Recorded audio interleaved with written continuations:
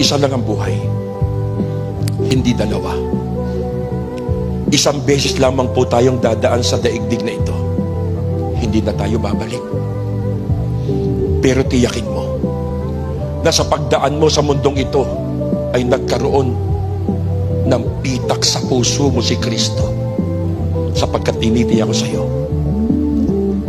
kapag tayo binawian ng buhay at wala po ang Panginoon sa buhay natin, doon sa libingan pupuntahan natin, wala nang paglilingkod.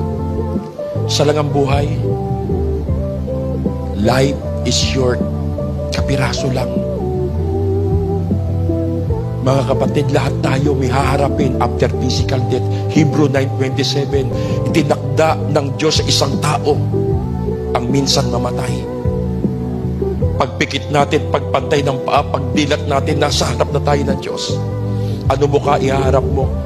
Harap tayo sa Diyos face to face, eyes to eyes. Kung dito wala kang ginawa sa Panginoon, di ka naglingkod sa Diyos, ano mo kaya harap natin sa Panginoon? Binili tayo sa malaking halaga.